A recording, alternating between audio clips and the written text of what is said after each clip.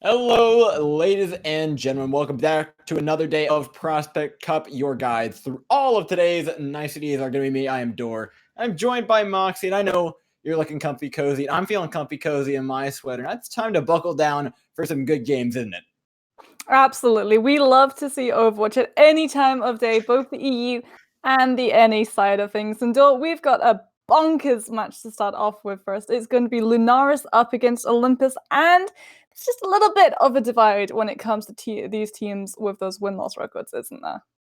Absolutely. I mean, Lunaris is coming in 3-1, tied for that second place. Olympus, though, 1-3. This is definitely a matchup that they need to kind of start climbing their way back up that ladder because as it stands right now, they definitely have a good bit to prove. Yeah, and you're going to be coming in to this tournament trying to move forward in this matchup. And we know that this meta is, well, it's just a little bit divisive, isn't it? You can either play really well into it or your team just absolutely crumbles apart because you can try to go for that dive matchup, but dive is that feast or famine right about now. It takes so long to set up, and if that setup doesn't pay off, well, then you can only be seeing 2 actual fights in the match. You lose those, you lose the series. Yeah, and not to mention, even with the double shield, everything just moves slower, right? It's a faster version of double shield than we are used to seeing, but the teams have turned everything into a battle of attrition. One thing that I've really noticed, especially in the contenders trials areas on the EU side, they tend to like to play things a lot slower. The North American side, though, they like to go for these plays. They want to be playmakers, and so look for these DPS, especially to shine in these matchups and find those picks because picks are everything in this meta. Absolutely, you have to go for those picks because as soon as a player goes down, we see teams that either react one of 2 ways. They try and get out as quickly as possible, and if you've got a Lucio, well, that's a lot easier said than done. Or they go for the aggressive approach. They pull out ultimates. They try and make up for the absence of that player by just putting out so much damage, so much pressure onto the other side. And it does tend to win you that fight, but it's a momentary thing. Right? As soon as you use that ultimate to try and make up for an absence, it means you're missing it for when that fight starts up again and the other team will be holding on to theirs. Yeah, just as important as the picks are, because without that one player, these team compositions tend to really struggle, right? Everything from the standard meta composition is so important to it, right? The Genji is what's finishing off a lot of these combos, a lot of these kills. The Ashe is putting in all of the damage. The Iris and Sigma are obviously important for their shields. Both of the supports, the Brigitte and the Baptiste, are important because obviously the Baptiste, you lose your main healer. The Brigitte, you lose your Genji counter. All of these are important, so picks are important, but alongside that, you need to start looking at the ultimate economy because that's what's going to get you a lot of these picks in the fights. Especially in that first round of maps that we're going to be seeing, that control type. You need to be on top of ultimate economy every single time because we're seeing teams adapt. We're seeing even if they lose that point, they try and herd the people who are currently in possession of it away from it so they have one person goes for that flip, buys themselves just a little bit of time, a little bit of delay in between those fights to build up to those ultimates to really pressure out that defending side. And if you're not on top of your ultimate economy, if you put too much into one particular fight, it always comes back to haunt you in the next one. Yeah, and like you mentioned, especially on the first map, that's going to be important. But let's talk about this map pool because it's pretty interesting, isn't it? Everything. Everything excluding Paris and Horizon. So these I guys like are going to Horizon. have the pick of the bunches. Obviously, going to have some sort of order to that chaos control, hybrid, escort, and then assault. It will be the first to free format as well. So it's not going the way of contenders trials, where these are going to be very short matches. Both of these guys are going to have time to feel out each other, feel out each other's composition, see the best way to move in with those counterplays, whether they want to go for that mirror matchup, which one of them's stronger, which one of them is forced off the composition, and more into the sort of comfort picks that we see coming in that panic moment where you know that you've got to do something and you hope that you being good at a hero who's off meta is just enough to manage to tip that scale into your favor. Well, it's something that we've seen be the death of a number of teams at this point, an unwillingness to swap off of the Genji, an unwillingness to swap off of a number of the things on this composition. However, I think the Genji is the most flexible position, mostly for the fact that if you're just losing that Genji duel, if your Genji is not getting nearly as much value, you have the room to swap it to a Mei to counter the opposing Genji. Or if the enemy team is running dive, you could swap it to something like its Horde Yarn and really add that flexibility to your roster. But I think the teams that fail to adapt, especially over series as long as these, are going to be the ones that fall. Yeah, and it's interesting as well that you say flexibility because Genji at the moment is flexible. You don't necessarily need to play him for that aggressive build up to Blade as quickly as you possibly can, sort of hero that we're so used to seeing. No, no, no, no, no. You can play him as a backline support where you keep your supports a little bit safer. I know you yourself actually were talking about a game that you got to see where a Genji just played babysitter to his Widow That on the was a different backline game. I and did made sure not that she like stayed that. alive. We'll talk about that later. We'll talk about it in the second match. Maybe not for the meta that it was in, but now that we're in this one, the Genji can effectively play counter dive for the opposing Genji, can put in a ton of damage into shields, can also work on those tanks really, really quickly. There's so many new combos that people are using because Genji hasn't been used alongside Orisa, alongside Ashe, alongside Sigma, alongside all this CC, right? You've got the Halt Accretion combo, but imagine if there's a Dynamite in there. Imagine if there's a Swift Strike in there. All of a sudden, you're looking at 30% and maybe even a kill with that kind of damage.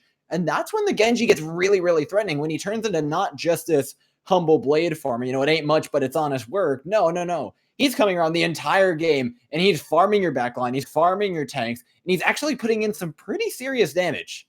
I mean, and that all goes full circle as well, doesn't it? Because the more damage you do, the faster your ultimate charges up. And we're seeing really experienced, seasoned Genjis who are up in those higher echelon plays getting Blade online in a matter of 20 seconds, 25 seconds. And that is absolutely terrifying to think of because he may be strong on his own when he doesn't have that ultimate online. But as soon as that Blade comes out, teams are forced into that position where they either turn the other cheek and take the loss, deal with the Blade by just throwing their corpses into its way, and hold on to their abilities, those really, really important ultimates, or they throw absolutely everything at the Genji, and it means that they're starving for ultimates, starving for any sort of power when the rest of the team comes forth. Yeah, and that circles back around to the ultimate economy, right? And I think there's also an ability economy in that, whereas you're using a lot of your CC and a lot of your damage abilities, but I think it's effectively this big metagame of chicken, right? You want to win the fight, but with as few ultimates as possible, because if you use too many, you're going to give the ultimate economy over the other way, and then you're going to start getting rolled. And you really need to have a strong sense of what you and the opposing team have. That way you can make sure you're winning your fights with as little as possible, but not leaving openings for the opposing team to come back at you. Yeah, well, we're going to be headed off to Mecha Base. So I think we will still be seeing the Genji coming on through because he is just so invaluable in compositions at the moment. But we may getting to see a little bit more of that traditional Genji counter that we're seeing teams really fall back onto at the moment. The that is that May, because Mecha Base and May just go hand in hand. The amount that she has to control a point, all of those chokes perfectly sized for her walls, make it so, so important to just take a hold of that space and keep teams away from even seeing that point. But as it is, neither of those guys are going to be coming in with it. Symmetra at the moment available for Olympus. They'll be just going for that initial teleport out of the spawn, and I was going to quickly be putting Yuna onto that one as well. And then they'll be going for something a little bit different, likely the two Genjis that we'll be seeing. So it's all about the value. Which Genji is going to be able to get more into the face of the opposing Ashe? Yeah, especially on this small of a map, there's so many openings for Genjis. Both teams going for the high bridge here. This is about to get very bloody very quickly. It's a full-on battle of attrition, but the team who wins this high ground gets such an advantage in this fight. Now, they don't want to go too far forward, like we said. It's just a game of chicken. Nobody wants to be the one that gives up a player, but also somebody's got to make a play here. The Genji's dueling on the low ground, but look at this halt! Off the high ground they go. That's a naked Orisa. Nothing but a Baptiste to keep her alive. Getting forced off the high ground. They may not have found a pick, but they have a fantastic position right now. Lunaris managed to force out that immortality field as well, which means Ruby does not have that to fall back onto. Oh, and now Ruby's got to pay the price, dropping extremely low, finally goes down, and with both supports out of the way, Lunaris are going to walk on right through and get the first tick. That's the game of chicken that we talked about. You have to be so, so careful about when you put that immortality field in, and when you put it early into that fight. And you see Olympus, they tried to back out, they tried to disengage, but they didn't have that Lucio to make it clean, and when you're running double shielding you without that Lucio, it's clunky rotations, and Lunaris just capitalize, move on forward, and right through the composition Olympus are running. Ooh, that's not how we start off a fight. You don't give away picks for free. It took you like 30 seconds to get your own. Now you're just going to give them that one. Now you don't have a Genji. You don't have anything to finish off these kills. You got to do it the old-fashioned way. Use a Gravitic Flux and find a couple more. Luckily enough, the damage is going to be enough. Yongdu's committed the blade. That's a massive tool now away from Olympus themselves, and they still won't win the fight. But I mean, Olympus, they came in with quite a lot on the table. and it all just went completely by the wayside. And they put so much in, and Lunaris kept a hold of so much themselves. You're going to have that blade, you're going to have that supercharge, and Olympus don't have anything to buy themselves that space because they use that amplification, because they use that blade. Here it is, the Bongo Blade combo. We've talked about it for days. Oh, Tuna! Dude, you just respawn, you can't die already. It's not a one fight for Lunaris, but they definitely bought themselves at least a little bit of time while Olympus recovered. I mean, you're going to pop the rally, making sure that Olympus don't have any time to recover those. They've had a nice rotation now, though. They have the high ground. The Immortality Field's been forced out. The perfect cue for Bob to come in and start tearing down the health bars up this back line. The shield's no longer something for Lunaris to hide behind, and Olympus have taken so much space. They need to be very careful, though. They're walking down a very long corridor, but they have managed to find just enough value with the Brigitte. But they have to find so much more value in all of these coming fights, though, because it's going to be 84% for Lunaris already on the board. If Olympus give up a single one of these fights, it's going to be so hard to be able to move back onto that point, because you're going to have to use that Sigma Flux, this blade, to make sure that Lunaris stays off your back, stays off that point. Oh, what a big Fluxo. Puts 3 in the sky, forces out the Immortality Field. The Bob, though, takes down Jason. One of the biggest picks that you can get. The Arisen out of the way. No shield to stop this Ashe from just raining terror upon her enemies. And it's looking like that 84%'s about to start ticking up, Moxie. Oh, Jason's forced on to, well, wanted to go for the Hammond, wanted to try and make it back to the team, but it's actually going to be Aquatic taking up the mantle of that as Olympus just try and stagger on for buy themselves enough time to set Raid up to allow Youngji to come in with this blade, but it's got to be huge, it's got to be clutch. And I mean, we're hearing both of these Genjis. There is not an echo in the room right now. Youngji and Tuna both pull out that ultimate at the same time, but it's Tuna who finds the value. Tuna's team who was still in control of that point. Tuna's team who don't even allow Raid with that amplification matrix to live long enough to get it on down. And it's exactly what we talked about. The ultimate economy is just so important. Lunaris, not only were they using fewer ultimates, they were getting so much more value. And to kind of highlight that, let's talk about the Gravitic Fluxes. Pure used one there at the beginning of the point in the second fight that outright won them the fight. However, Aquatics onto the high ground was beautifully countered by Light's Bob, and therefore they didn't get any value out of it, and then they lost the fight, and then after that lost the ultimate economy. I think it's fair to say Olympus were definitely weaker on that mirror matchup, and stubbornly sticking with it was really something of the sort of shooting themselves in the foot. But this time around, it's going to be a different composition. They're going to be going for this really heavy dive, and it can work. You just have to be able to connect in on the right targets, because Lunaris are going to be guarding this backline to the absolute last breath. Yeah, it's very much so on the execution of the dive right now. This Winston, again, you need to combo perfectly, but Tunes has already taken down the main tank. Make it a second here. He's just farming ultimate charge, already at 40% to his name, and it ticks about to gain some percentage as well. Dive is so hard to pull off. It's beauty when you can manage it, but it is so hard to coordinate 6 players all at once, especially when you've got to worry about all of these obstacles in your path. Immortality Field, Brig Bash, Orisa Halt, all of these can be put straight into your path to make sure all of your hard work, all of those seconds that you've set that one up just go completely wasted. And now Lunaris have that point percentage. They've got the ultimate economy in their favor. Tuna is so much further into this blade than Youngju. The saving grace for Olympus is it's very hard for a Genji to actually blade into a dive composition because it's so much more mobile. Yeah, now swapping over the Wrecking Ball. This feels like a little bit of an act of desperation from Olympus. They saw how badly that last push went. They're trying to find some sort of way back into this one. They'll reset after a failed dive. Their health bars are looking mighty low right now, Mox. I do like the swap onto the Wrecking Ball though, because you have just a little bit more control when it comes to shutting down spaces with your ultimate, right? Hammond finds a lot more impactful than Primal Rage, but it's going to take so long to set it up. Gravitic Flux into the blade, lights going off on the Ashe, and Tuna can't even find a target because they're all dead. Oh, and Aquatic can't even find a new mech! It's gonna be an even stagger!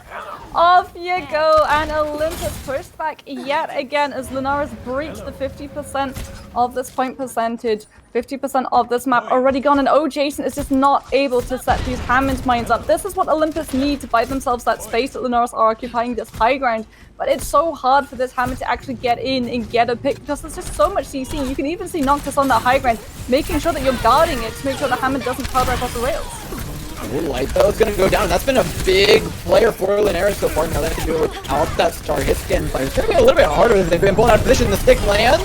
Doesn't quite find the kill, but Bobby will be followed up on. It's looking like one by one, Olympus are finding the picks they need to open this point up. And Olympus going to have to hold on to the That's not what you want to see. Aquatic's going to be forced to put in the Diva Bomb, and you haven't even been able to get the flip going on Frodo. You might not even be able to get it now. Yeah, Lunaris going to be walking away with Busan underneath the belt. Olympus, they had the plays. It just took them so long to get on top of that ultimate economy because the dive just kept coming in and chipping away, doing a little bit of damage, then forced out, and then doing a little bit more damage when they came around the second time and still being forced out. You needed those Hammond mines, you needed the Diva Bomb, but it shouldn't have been in overtime. If it hadn't been in overtime, it would have so much more of an impact. But as it was, when you had the ultimates, your back was already up against the wall and you were already losing players. You could not contest the Ashe. You couldn't allow yourself to remain on that point alive. Aw, thanks everyone. Yeah, I mean, we can talk about the woes of Olympus all the time, but I want to talk about what Lunaris are doing. They're playing some really, really solid Overwatch, and this is coming from somebody who's been watching Contenders Trials all weekend. This team looks incredibly strong and coordinated on this new composition. So it is basically all about how to deny Olympus Gaming's value. Because we saw the Brigada was like constantly making sure that Baptiste was alive, making sure constantly that Immortality Field was not invested when the dive originally comes through. So if you do have an ultimate to worry about, like a Pulse Bomb, like a Genji Blade, you still have that on a cooldown, you can still throw it in. And you were doing such a good job as well, bouncing, making sure that Hammond just does not get the damage, has to roll in, do a couple of, seconds to just say hello, and then very swiftly be rolling back on his merry way. And it meant that you didn't have to worry about the Hammond mines. It meant that you didn't have to worry about that Diva Bomb coming through. And even if the Diva Bomb had come through, it would be into double shielding. And you had no way of removing those double shielding, right? You weren't running that Sombra as your second DPS slot. So you would have to be extremely good at either managing the Orisa's cooldown with her shield, but also getting the Sigma out of the way, because that 1 second cooldown can completely destroy any impact a Diva Bomb has. Yeah, so you've made it very clear. Olympus are struggling not only in the mirror matchup, but also struggling when they're running the dive. As for map pick, though, they decided to go with King's Row. Why do you think that is? Do you think there's a compositional swap they're going for? Do you think they want to keep running the mirror matchup? Where do you think they need to put all their eggs in? So King's Row is one of those maps where it is just even Stevens, right? All of the negatives that you find on this map happen purely because you played yourself that way. You can set yourself up perfectly. You can have that high ground. You can be able to hold it for as long as you possibly want. Just as when you're the attackers, you can very easily pick up that point. It all depends on how you play it. There isn't any sort of punishment for not getting to the point first. Not like how we see in Control, where if you lose that first fight, you just can't ever really recover. King's Row is just a seesaw where it goes back and forth, back and forth, back and forth, and Ultimate Economy will always sway on to the other side depending on which part of this map you are. So if you're Olympus, if you lose this first fight, you've still got a chance at clawing your way back. Absolutely, and this is also a place where Olympus, I don't want to say they don't have to worry about the ultimate economy, but given the payload format, you are bound to have an advantageous fight at some point, given that the map is always changing, like you mentioned. So I think it's a completely different game to Control, and one that they can definitely start to look at in a little bit of a lighter light. Yeah, but it's going to be extremely hard for them to actually move past onto this point, because look at where Light's positioned on that high ground behind that Orisa shield, getting to spam so much damage in. And Olympus aren't going to go for that Symmetra play or trying to negate the choke by teleporting around it. They're just going to have to eat the damage.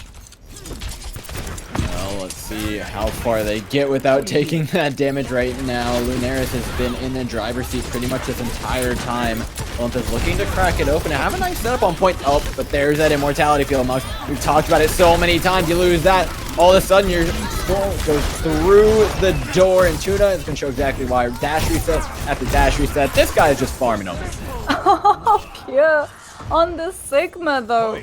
Lunaris able to pull that one back because Tuna and Pure just pop off, and Tuna is already so close to that blade, pretty much matching pace with Yongdu, actually. So it's all going to come down to which Genji is able to find more value, because the Orisas haven't been able to get their supercharges online. It will be dry blades on the side of both of those Genjis, and it isn't about the kills necessarily, it's about how many ultimates, how much utility you're able to pull out from the other side.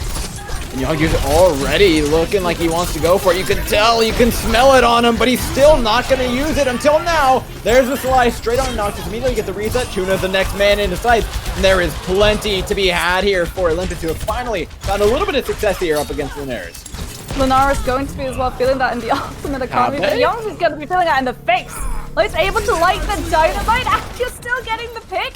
Raid goes down, amplification matrix not able to go up.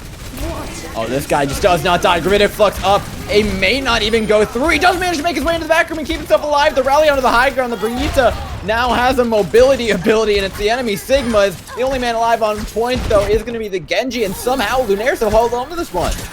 Lunaris going to be holding on to this next fight as well, because Tuna, he kept a hold of that blade, and Olympus don't have anything to shut him out, right? Aquatic is not close to that Sigma Flex, and Raid can try and drop that amplification matrix, but you've got to be able to connect to the Genji's head before he's able to walk through it. And you're really lacking in tools here. Tuna's about to come in and show you a whole new world of hurt. It's just a matter of where you position yourself. I actually like this from Olympus. Put yourself up on the high ground. You can put yourself in a good spot using amplification matrix really aggressively, though, and you're completely separated from your team. 3, your members are up on the high ground, which means Lunaris is just going to farm your front line. Here comes Tuna, dashing in, absolutely no fear of damage because only half the team's there. Absolutely no fear of having to put the blade in either. He just gets to keep a hold of it and keep a hold of it, and now you are down to almost your last minute if you're Olympus, and Lunaris aren't even going to let you freely walk out of your spawn doors. Selfless! They may get punished for it, though. And now the halt is through. The immortality field has been forced out. Olympus has every advantage they could want. They're coming with the blade, the bongo combo is there. They have the bob to back it up. It could be shut down by Tuna. They need to be a little bit careful with this one. It's a fight they can win. Absolutely, Tuna slicing his way on through, but Blades either way. Who's getting more value? It's Light actually on the Ash, doing what they seem to do every single fight, coming up with 3. And Pop was on point. Noxus tries to put him on for that pressure to pull Lunaris off the bleeding corpses of Olympus, and it's just not enough. And now you're down to your final fight. You've got 30%, and you've got to do it with a rally. You've got to be able to use that right to get through Slugger's amplification matrix and then face your Sigma Flux.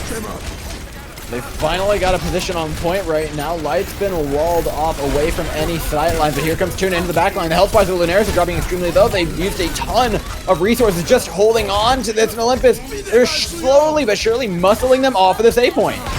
Lunaris going to not even get that high ground push either, so Light's not able to build up to that ultimate. If you're Olympus, you're going to be happy because you've got a little bit of momentum, right? You just have to be careful. You can't allow Lunaris to set up comfortably because Pierre's going to be coming into the Sigma Flex, and the only thing you're going to have to be able to counter that is Raid with that immortality field. And once that immortality field comes out, Tuna is going to be very quickly behind it with that blade, just on the Batiste heels. Like, well, you know, a Labrador puppy wanting that steak, wanting that play of the game. Well, we've seen many a hungry Genji, and puppy dog eyes aside, I don't think it's going to get him all that much value. You need to be very careful about how you use that ultimate. Are they separating themselves yet again into a 2 and 4? And look at this, Lunaris are just going to completely ignore this, go for the front line, take the space, and put them right back in the choke where they came from. Oh, Olympus, you needed the full strength behind you. You need to give Youngsu a platform to safely get this blade, because now you have to walk through choke. They're going to commit the blade, though, and there's a good opportunity for Youngsu to get a ton of value. Noxus opening up, taking down the tank, make it a second. The Ash is shining even more than the Genjis right now, regardless of the blades. So Youngsu was not able to connect the kills, but you were able to chip Lunaris down just enough for Noxus to tip them out of existence. And now we're going to see Lunaris getting just a little bit staggered out, but you need to kill these guys as quickly as possible. You don't want to be giving time to the defending side because, yes, it means that they're going to be a lot harder, a little bit longer to set up this next fight, but it means that payload is not freely moving through streets. And Lunaris still have a chance of coming back and contesting in this next fight with this blade, with this amplification matrix. Olympus have to be very proactive. They cannot allow the defenders to initiate this next fight, otherwise they are going to lose the momentum they built up. Well, you want to talk about momentum, look at the top right side of your screen, ladies and gents. That is a whole lot of check marks that Olympus have to win this fight. If they can't do this one, I do not feel good about their odds in series. Starting out right, though, with the Gravitic Flux, putting one of those Qs to good use. However, you're only trading it out 1 for 1. You've taken out that key player, though. That's what you're looking to do, committing the bongo next. You've used so much just to get yourself this far. They need to be finishing off players right now, and Pure is the target. However, the Kinetic Grasp is going to be keeping up for the time being. Yangzu doing everything in their power to find some pick on this Genji, but just can't get past these shields right now, Moxie. Lunaris is so close to the super chance as well. If Bobby's able to get that online, that is Lunaris able to pull it back. Oh, this is looking worse and worse. Gravitic Flux from Pure. This has to be what ends it. The Bob goes down, and somehow Lunaris hold on. about it. We said Olympus could not allow Lunaris to set up. We said that they could not initiate that fight because we saw Sluggo just drops that amplification matrix and it doesn't find much, but it gets one pick. And we've talked about it all. We've said this so much. We're sounding like broken records right about now. Once you lose that initial player, your entire composition suddenly has to be working overtime. You've got to make up for the damage that's been lost. You've got to make up for the space that's been lost and the ultimate available that's been lost as well. If Olympus had initiated with an amplification matrix of their own before Sluggo was able to put his down, then it would have been Lunaris who were running, Lunaris who were forced back to disengage, to wait it out. But as it is, it's Olympus who were forced to regroup for just a couple of seconds, and that's just enough time. And then Lunaris are able to hold on and hold on and hold on long enough for Bobby to come in with the supercharges, long enough for Pierre to pick up the entire team with that Sigma Flux, and long enough for Olympus to see that payload stop before it hits that checkpoint. Now, I know if Lunaris take this, it's only the second map, but in my eyes right now, this is what makes the momentum. Olympus just got stopped on a push. They had absolutely zero right losing. That is a fight that every single time you should be coming out on top on, and they weren't able to. If they are not able to stop Lunaris and their push right here, right now, I'm not feeling good about their momentum going into map 3, and I think this is where they need to turn it around. They can do one thing as well super quickly that will turn everything around for these guys. Target focus. They need to be able to identify what ultimates Lunaris are close enough to come into and the thing that will immediately sweep this team's favor away from all of these team fights. Once you get a handle of that, then still have a much easier time. Well, that easy time is definitely not starting right now. Light is hammering on your shield, knocking on your front door, and Lunaris are moving as a very, very solid group right now, trying to push off this high ground. This is a good play to just gain a little bit of space, but again, that battle of chicken. Olympus are no chickens themselves, push forward and catch out Noctis, who steps in front of their tanks on the Brigitte and is punished wildly for it. Yeah, so we can see Light did not really want to commit to that fight either. We're just waiting on the low ground, trying to get a couple of spams in with that dynamite. And it means that you're lacking the DPS, and now you're going to be lacking in Ash just a little bit longer. Youngsu, he may be burning, but he's got the team there to save him, and Light does not have that one to do the trust exercise and fall back with. If you're Olympus, that was a fight you needed to win, because now you're going to be ahead when it comes to ultimates. You've still got control of this high ground. You've still got Noxious in that prime position over Light to win out that DPS duel. Yeah, they're just going to wait for Light to come back in on the respawn here. Not too much time lost. Lunaris are feeling pretty confident in their ability. They've already gained a lot of ground by taking down that high ground. However, this time, the team separation can't be punished nearly as hard. It's a lot easier for these two players on the high ground to regroup with their team, especially when Bulby's dropping so low. The dynamites from Noxious have been absolutely insane lately. They've been halting a lot of the pushes that Lunaris have been trying to make. However, the Sigma caught completely out of position. You don't have a heal, you don't have a team, you don't have anything. But Tuna's got a blade coming in, slashing on the Baptiste behind the counter, and he's got plenty of service to be given him. That should be Lunaris walking away with this point. If you're Olympus, though, what did they do? We said we wanted to see them be restrained with their more proactive with their ultimates, and they hold on to them. But for now, this is a silver lining because they're going to be coming into this next fight with the advantage in ultimate economy. This time, they have to win it, though, or they have to push Lunaris back into that choke because then they can hold them and burn up so much time. Well, it was a great way to do that as well. What a big dynamite yet again. Light going on. I'm going to call this the Light flank. Light has done this almost every single fight, and almost every single time it works. This time there's a fair bit of value to be had. However, ending this fight 2 versus 6 is going to be incredibly hard. That health bar ticks lower and lower. Yeah, Olympus is going to be putting Ruby's rally in though, and Lunaris slowly but surely moving that payload inch by inch through the choke because Olympus, they've lost too many members though. They're still bleeding from their composition. They've been forced back. And they gave up that prime position, that ability to push Lunaris into that choke, and now you've got to fight around this corner, which is so much harder to hold over. Wow. Light actually just baited them. That was a sacrifice. You baited the entire team out of position, then they just stroll right on through the choke point. Now Lunaris, they have a fantastic position moving into this fight. They start off with the bongo. Tuna's going to find a kill. 50% to that next blade. He's going to have tools to end it, but Youngdu trying to end it first. Finds one onto Light. A second. A little bit more is needed to end the fight outright, but it seems like Lunaris are pushing through it. Tuna doesn't even need the blade, and this guy shows up 3 times in the kill feed. And Olympus are going to have to try and get this touch. And you know what that means, though? That means swaps onto the fast heroes, resets of your ultimate bars. It's all to try and buy a credit card, but sacrifice that, but he's not going to be able to. And off the back of what is just light, coming in, pushing Olympus away from that prime position where every team wants to be defending on King's Row. At that choke, pushing those members away, you are able to win out King's Row and take us to match point in this series. Light's done this a lot as well. Whether or not they actually get away with the flank, even if they die, Light just takes one for the team, man, and every single time it pays off. Even when the fights are going long. It's the pawn play. You look really juicy right on in the middle of that chessboard. You lure them in. You think you're going to get a free pick, and then bam! In comes the bishop. Out goes the rook, and away goes your entire team.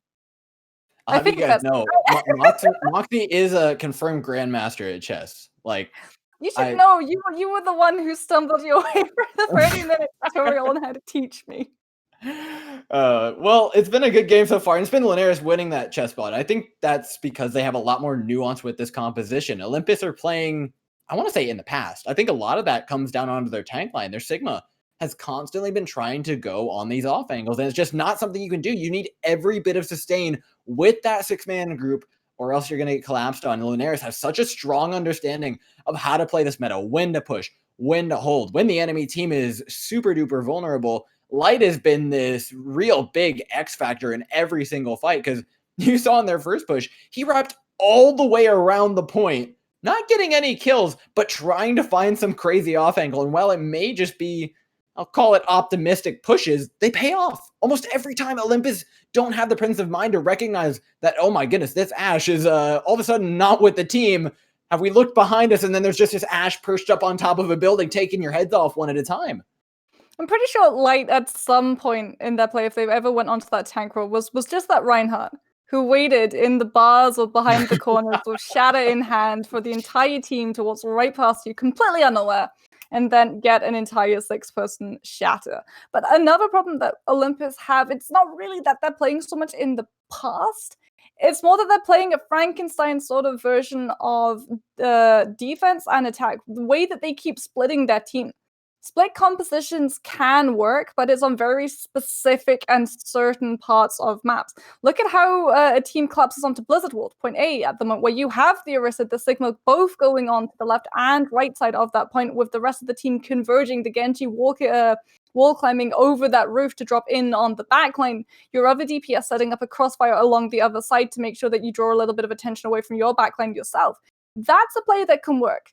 King's Row split pushes and defenses are really pretty much destined to fail because it takes so long, especially when you look at the rotation they went through, the high ground of King's Row, all the way up the stairs, all the way around half of the map, only to immediately try and press that retreat button when you realize that the rest of the team are just going after the 4 members sitting very vulnerable on the card. But Route 60 Junkertown is actually one of those ones where that split push can sometimes pay off. You have to be able to be having that really well coordinated communication line when your Orisa, when your Sigma actually goes for, and it works much more on the attack than it does the defense. But it can pay off eventually. Eventually. Well, Olympus don't have eventually. Olympus have now.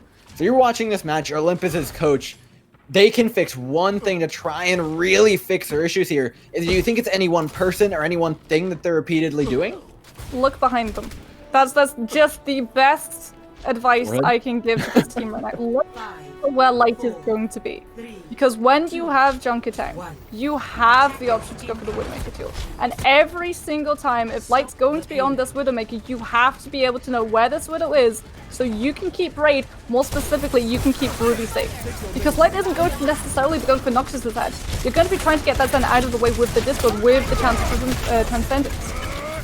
There's honestly a part of me that's a little bit worried for Olympus right now. Even at this little first choke, this high ground can be incredibly powerful. And it's going to be hard to actually remove Pure from just sitting up there. However, Lunaris are going to allow them to have this corner, which does give Light a lot better sightlines to actually start putting in some work here. He's looking for that first headshot. That's all you need to open up this fight. Uh-oh. And he knows where Noxus is, but he doesn't quite manage to get the kill. Oh my god, he's got the read right now on where this guy is. He is hunting down the Widowmaker, but can't quite find the head. Tuna is getting very aggressive, luckily enough, though. Pure will be able to save him. Right now, though, Lunaris are unmoving. This is so much better for the defenders right now until that first pick comes through from Olympus, and that's what they need. I mean, Olympus wants to use that Orb of Disco to try and get a little bit more damage, but at the moment, Ruby's playing so scared because of light. You can't get the buy for that ability. There it is, first pick through. Olympus, though, very smartly moving back. You're recognizing the damage difference. It's just too much without that Widowmaker. However, even just getting out is a difficulty in this situation with accretions and halts being constantly thrown your way. Oh, they don't want to lose a player early. Ruby is so close to that Transcendence. That should give you all of the aggression you want to get onto this cut, but Tuna's going to go for the Dragon Strike. It isn't going to get anyone. It does, however, split the team, and Lunaris should be able to cut in onto those harps. Light falls, but you trade out your Hanzo and your main tank for that, and this is absolutely a great trade for Lunaris. They're going to come through. And look at this timer, Mox. We've already wasted 2 minutes. But Olympus are going to be coming with ultimates. A lot of ultimates.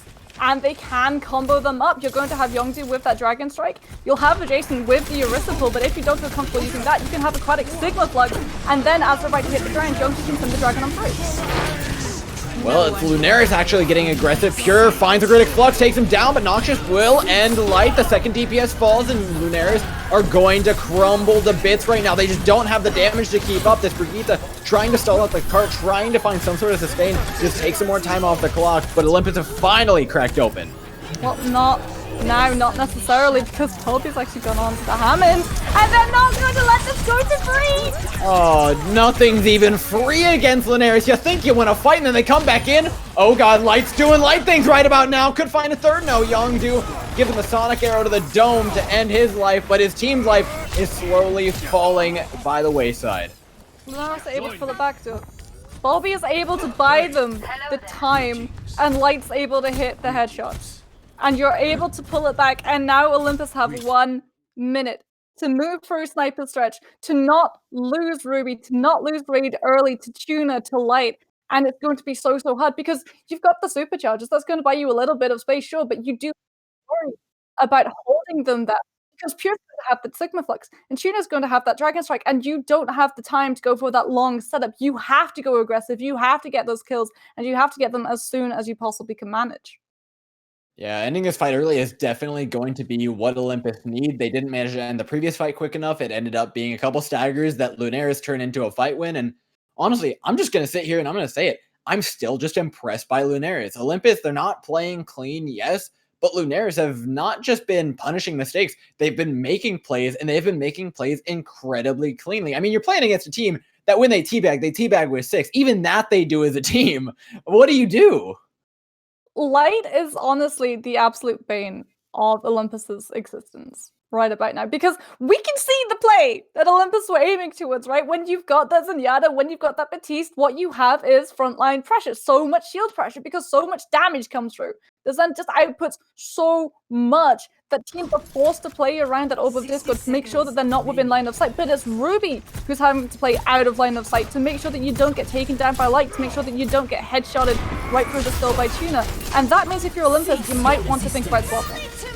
Well, it's 1 minute now. It's now or never. Oh, but Light's already taking him down one at a time. The Orisa, the Fortify doesn't matter when the Widowmaker is just doming you repeatedly one at a time. I will say this, at least it was quick for him, Mox. And at least it burned out ultimates. Lunaris are only going to have this Sigma Flux. Dugo is going to be coming in to this amplification matrix, but Right's going to have one already up there and available for Olympus, but it's 20 seconds. Ruby is so achingly close to that Transcendence door, and that is going to be the play. If Olympus are able to get that ultimate online, they'll be able to move that payload, but if they lose this Zen, before that ultimate comes through, they've lost this map. 5 seconds on the clock here, and they've got to set up on card. They need to find a victory, get aggressive with this amplification matrix. Gravitic Flux going to pick him up. No Sig-9 available right now. However, there's the Transcendence up for Ruby. Going to break away a lot of these mines, trying to help the main tanks, but oh, Jason falls before the Transcendence can connect, and even the Gravitic Flux is getting knocked around here by Bulby. Trades both ways in the kill feeds, and this one's getting real sloppy. Just seeing Light is going to be coming back in. And if you're Olympus, you don't have the players to come back in right now, because you've still got Ruby on this, then Youngju's only just gone on to the Trace. It's going to be so hard to keep this point going, and Nux is so close to that rally. All of Lunaris are there, all of them are going to be coming into ultimate.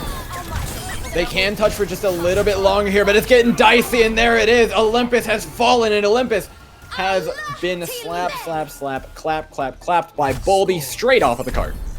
They just stuck so stubbornly to this composition. And when we see two Widowmakers go at each other, one Widowmaker is always going to come out on top. And Light, unfortunately, for Olympus, was that Widowmaker today, but they didn't play around it, dude. They just kept throwing Noxious into that lineup, into that fight, and Noxious just kept losing, and that forced Ruby to play so conservatively that we only saw the Zen get Transcendence online once. And you weren't seeing the value for the Orb of Discord. You weren't seeing the value for that Transcendence, which should be there to cancel out really powerful ultimates on the other side, or to give your team that extra little boost of aggression. And so the composition that they had, there was no reason to just keep running it all the way through the map. You're the attackers. You have the closer respawn. You have the luxury, if you choose to use it, of swapping. And what I would have loved to see from those guys was to realize, to acknowledge that Light was the problem, that Light was the one constantly shutting them out, and to go dive. And to just go hard dive and not allow that Widowmaker any chance to play Overwatch. Alright, it may not be dive, but it's definitely a composition change. And like it or not, it's what Olympus are going for. And you know what? They do need a change of pace. Whether it's this is up for debate. But what do you think about what they're running? So Ruby's going to be on that Lucio, which means you do have that disengagement, but you've got the engagement tool as well.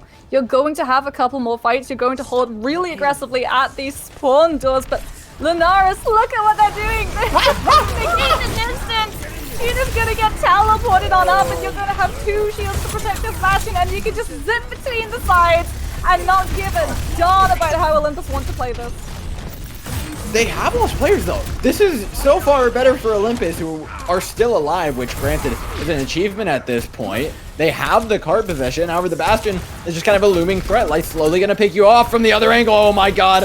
This DPS, we didn't see it when they positioned initially, but he's taken them down. The castle has fallen, and Olympus are now having to play and scramble backwards to try and get a hold.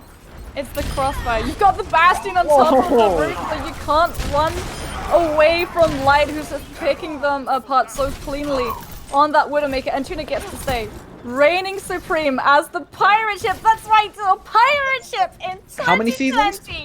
July Overwatch rolls its way through the 7th sea of Junkertown Point A, and if you're Olympus, you need to build into an ultimate. You're going to have Ojation Shadow. That can be huge. You're going to be able to walk up to that payload and just get the Bastion out of the way instantly, because Light's not going to be on that sim. You can't just teleport him away, but it's Yonggu on this Blizzard that needs to come in. You know what? You said he's just going to walk up. I'm not sure it's that easy to just walk up to this Bastion right now. However, the entire team does it together. The freeze onto Tuna. Mid-transformation, but he gets two with one rocket! That should be enough for Lunaris to clutch this one out. Light's still alive, still finding picks, still doing what they do best. Just take care of this, Lucio. Come on, I've seen you hit a dozen shots and you can't hit 1-360, but there it is. End it all. Cart progresses forward. So close as, however, there should be at least one stagger coming through as the Wrecking Ball, the Reinhardt near the cart. They just need fight time. Youngju is so close to that Blizzard, but it's going to be so easy to unseat all of the members of Olympus as they can't go in on through. And they're not able to do. They're not able to keep the seconds going. They're not able to give the Mei the time to build up to that Blizzard, the chance to win that fight back into their favor. And Lunaris will be walking away with Junkertown and the entire series. That was actually kind of nasty. Noctis whip shot the Wrecking Ball straight up. That's not something you see every day, but it's what Lunaris needed to win. Skill shot, you know?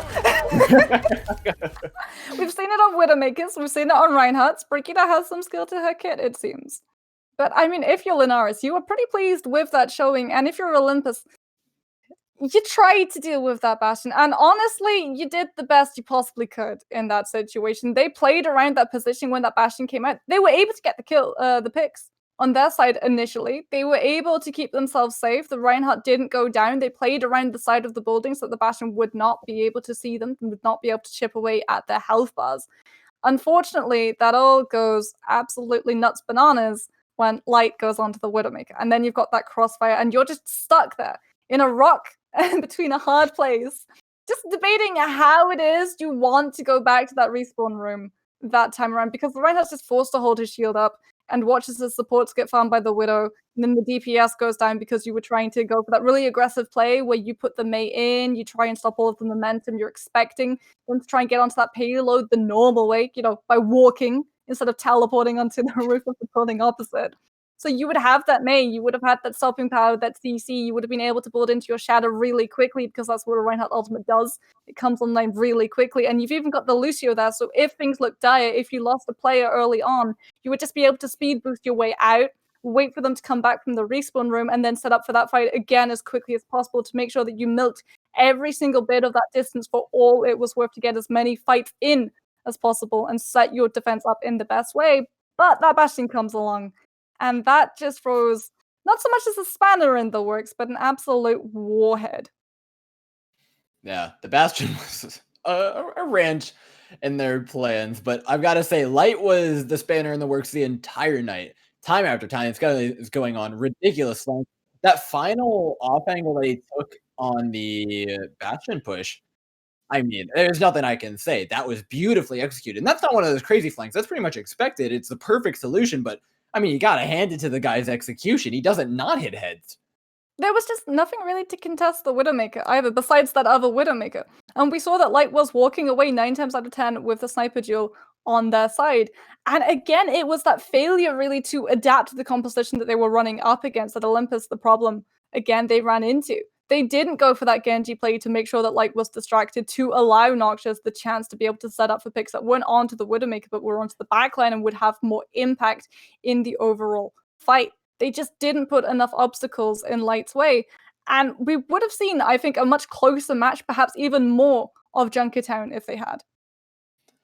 Well, it's not been a friendly meta so far to Olympus. Lunaris, however, look incredible on the composition. However, there's two more teams who are about to look just as good, because I know these teams just as well as you do, Mox. Nocturnal is taking on Purple in just a moment. So, ladies and gents, keep your eyes glued to your screens and your butts in your seats. We'll be back with that match shortly.